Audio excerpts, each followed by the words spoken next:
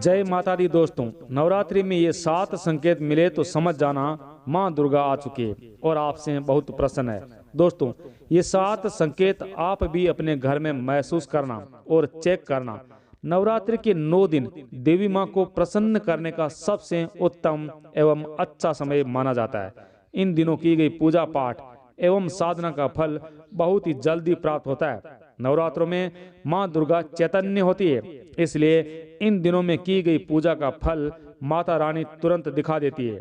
इस समय अगर हम बुरा काम करते हैं तो चैतन्य होने के कारण बुरा परिणाम भी तत्काल दिखाती है।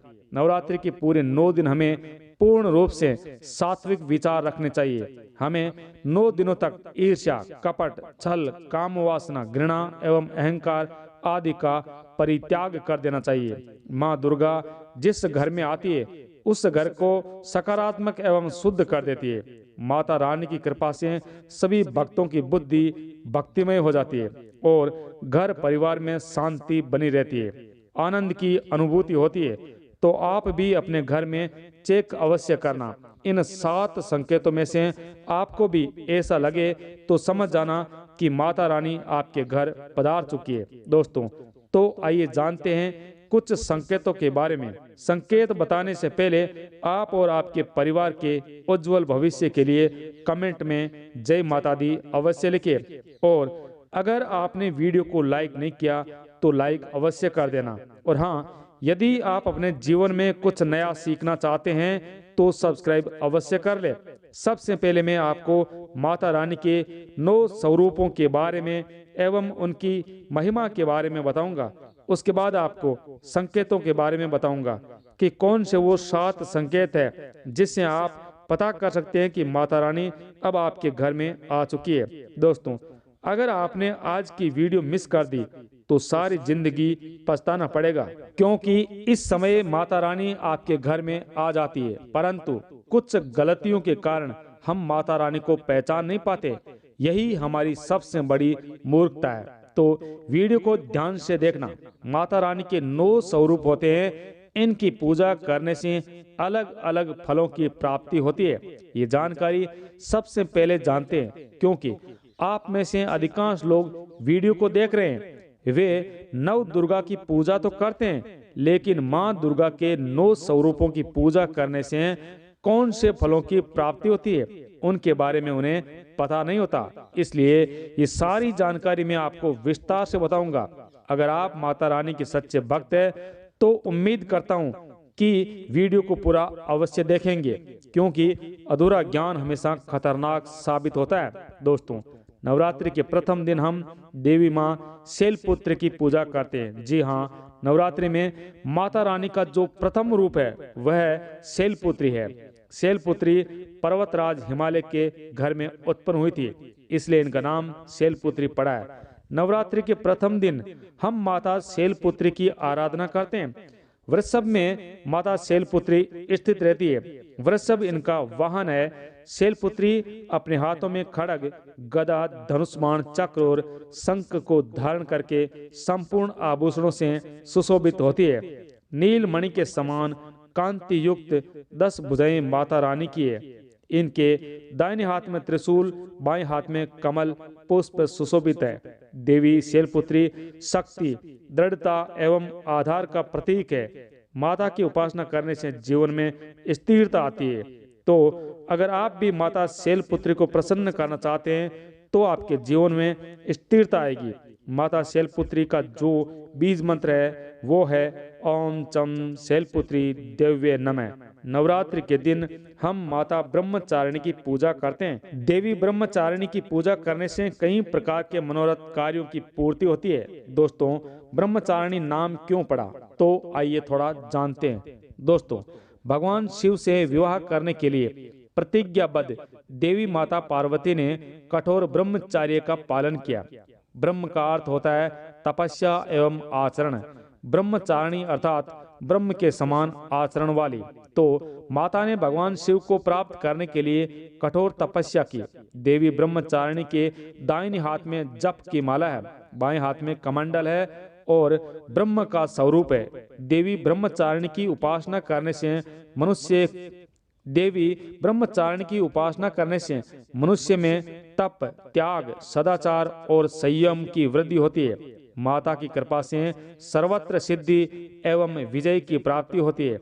माता ब्रह्मचारिणी का मंत्र है, या देवी सर्वभूतेषु ब्रह्मचारिणी रूपेण संस्थिता, नमस्तस्यै नमस्तस्यै नमो नमः। दोस्तों, नवरात्रि के तीसरे दिन माँ चंद्र घंटा की पूजा करने का विधान है। इस देवी के मस्तक पर घंटे के आकार का केंद्र बना हुआ है, इसलिए माता का नाम चंद्र घंटा पड़ा है। घंटे की ध्वनि से ये सभी दुष्टों का नाश करती है, इसलिए माता का नाम चंद्र घंटा पड़ा है। बात करें इनके स्वरूप के बारे में तो माता का स्वरूप स्वर्ण के समान चमकीला है। इनके 3 नेत्र है, 10 हाथ है। इनके कर में कमल, गदा, धनुष बाण, खड्ग, त्रिशूल और अस्त्र शस्त्र लिए हुए है। अग्नि के समान जगमगाने वाली है। ये सिंह के आसन पर विराजमान है तथा युद्ध में लड़ने के लिए आतुर रहती है। माँ की कृपा से साधक के संपूर्ण पाप और परेशानियां एवं जो बाधाएं आती है वो नष्ट हो जाती है। देवी की कृपा से साधक निर्भय एवं पराक्रमी होता है। अगर आप भी माता चंद्र घंटा की पूजा करते हैं तो आपको निर्भयता की प्राप्ति होती है। देवी माँ चंद्र घंटा का मूल मंत्र है, चंद्र घंटा देवी नमो नमः। दोस्तों, नवरात्रि के चौथे दिन माँ कुष्मांडा की पूजा की जाती है। अब कुष्मांडा नाम क्यों पड़ा, आइए जानते हैं। कुष्मांडा माता ने ही सृष्टि का निर्माण किया है, इसलिए माता का नाम कुष्मांडा पड़ा है। माता रानी की 8 भुजाएं हैं और ये 8 भुजाएं कई प्रकार की है। ये 8 प्रकार की सिद्धियों को अपने हाथों में प्रदान करने वाली है। इनका वाहन सिंह है एवं कुष्मांडा माता की पूजा आराधना करने से जातक के समस्त रोग एवं शोक मिट जाते हैं।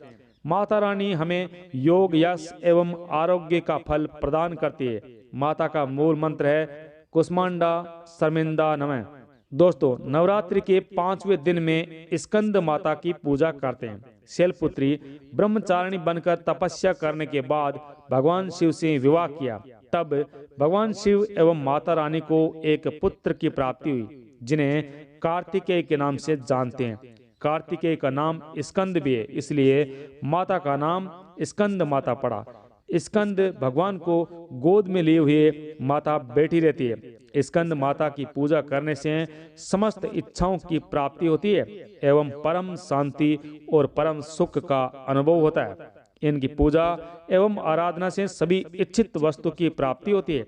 साथ ही अगर आप स्कंद माता की पूजा करते हैं तो ऐश्वर्य की प्राप्ति होती है और सभी प्रकार की सिद्धियों की प्राप्ति होती है। माता का मूल बीज मंत्र है, ओम देवी स्कंद माता नमः। दोस्तों, अब बात करते हैं नवरात्रि के छठे दिन देवी कात्यायनी की पूजा की जाती है।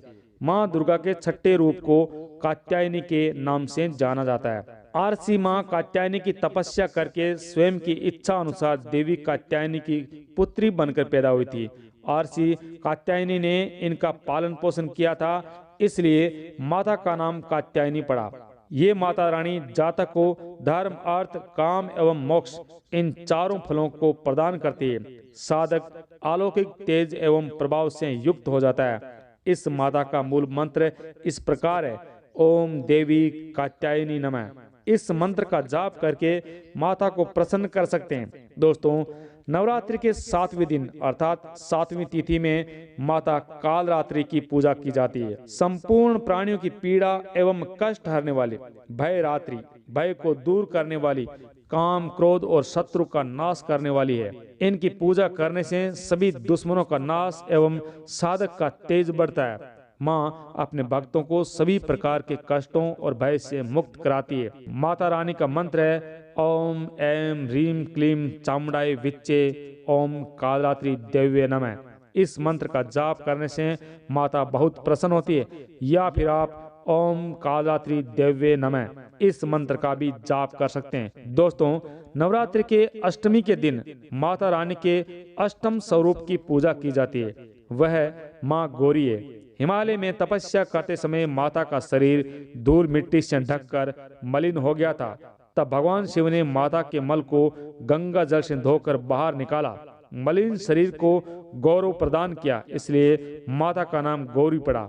और इनकी पूजा करने से क्या फल प्राप्त होता है? ये माता सभी देवियों की अपेक्षा बहुत जल्दी प्रसन्न हो जाती है। और अगर आप माता रानी को जल्द ही प्रसन्न करना चाहते हैं तो सभी देवियों की तुलना में माँ गौरी की पूजा करना शुरू कर दीजिए। इनकी पूजा करने से ये तत्काल प्रसन्न हो जाती है। देवी का जो स्वरूप कहा गया है वो है सिद्धिदात्री माँ। ये सभी प्रकार की सिद्धियों को देने वाली है। तो इस देवी माँ की पूजा करने वालों को सभी प्रकार की सिद्धियों की प्राप्ति होती है। इसलिए नवरात्रि में नवमी पूजा करके असंभव कार्य को भी संभव कर सकते हैं। इसलिए जितने भी सिद्धि प्राप्त करने वाले भक्त हैं वो माँ सिद्धिदात्री की पूजा करते हैं। ये माता चाहे कोई भी मानव हो, दानव हो, चाहे असुर हो, किसी से भी ये भेदभाव नहीं करती। इनका जो बीज मंत्र है सिद्धिदात्री नमः। अगर आप सिद्धि प्राप्त करना चाहते हैं तो माँ सिद्धिदात्री की आराधना करना शुरू कर दे और बीज मंत्र का जितना हो सके उतना अधिक जाप करें। इस बीज मंत्र से आपको 8 प्रकार की सिद्धि और 9 निधियों की प्राप्ति होती है। आइए अब आपको वो 7 संकेत के बारे में बताते हैं जिनसे आप जान सके कि माँ दुर्गा आपके घर पधार चुकी है और आपसे बहुत ज्यादा प्रसन्न है। पहला संकेत है बार बार गौ माता का आना। जिस घर में माँ दुर्गा रहती है उनकी सेवा एवं दर्शन के लिए माँ की बहन कामधेनु बार बार घर के द्वार पर आती है और घर के आसपास घूमती रहती है, तो समझ जाना माता रानी आपके घर पधार चुकी है। दूसरा संकेत मधुमक्खी का घर में आना। मधुमक्खी को माँ दुर्गा के भ्रमण का स्वरूप माना जाता है। जिस घर में मधुमक्खी आती है तो समझ लेना उस घर में माता रानी आ चुकी है, क्योंकि मधुमक्खी माँ का स्वरूप कही गई है और ये अपने पूर्ण स्वरूप के दर्शन अर्थात नव दुर्गा के दर्शन के लिए आती है। तो आप समझ जाना आपके घर में माता दुर्गा आ चुकी है। तीसरा संकेत दीपक की ज्योति का गति से जलना। अगर आपने माता रानी की स्थापना में माता रानी को प्रसन्न करने के लिए ज्योति स्थापित करके रखी है, अगर ज्योति की लो तेज गति से जल रही है तो समझ जाना ज्योति के समक्ष स्वयं माता रानी खड़ी है। इसके साथ ही आपको भी अपनी अंतरात्मा में माता रानी का एहसास होगा, तो आप समझ जाना माता रानी आ चुकी है। चौथा संकेत नवरात्रों में दीपक की बाती में फूल का बनना। अगर आपके घर दीपक की बाती में फूल बनने लगे तो समझ जाना माता रानी आपके ऊपर बहुत प्रसन्न है और आपके घर पधार चुकी है। आपके कष्टों को दूर करके ही यहाँ से प्रस्थान करेगी। पांचवा संकेत अगर आपके घर में बार बार काली चींटी निकलने लगे, अगर काली चींटी अपने समूह में निकल रही है, रास्ता काटती है, तो समझ आना माता रानी पधार चुकी है और आपकी सभी इच्छा को पूर्ण करके जाएगी और साथ ही ये माता लक्ष्मी का होने का भी एहसास कराती है। इसके अलावा आपके घर में आपको अचानक मनमोहक सुगंध आने लगे, इत्र जैसी खुशबू आने लगे, ठंडी हवा का एहसास हो, तो समझ जाना माता रानी का आगमन हो चुका है और उनके दिव्य स्वरूप से महक उमड़ रही है, वो अपने होने का एहसास करा रही है। अगला संकेत यदि कोई फटे पुराने कपड़े पहनकर अचानक आ जाता है तो समझ जाना माता रानी आपके द्वार पर याचक के रूप में पधार चुकी है। नवरात्रि में यदि कोई भी याचक आए तो खाली हाथ भूलकर भी मत जाने देना, क्योंकि स्वयं माता रानी हमारी परीक्षा लेने के लिए माता रानी हमारे घर पर आती है। दोस्तों यह आपको समझना होगा और ये 7 संकेत बताते हैं कि माता रानी आपके घर आ चुकी है और आप पर बहुत प्रसन्न है। दोस्तों इन 7 संकेतों में से आपको कौन सा संकेत मिला है हमें कमेंट करके जरूर बताइएगा और जय माता रानी अवश्य लिखे। खुश रहे, आबाद रहे। जय माता दी।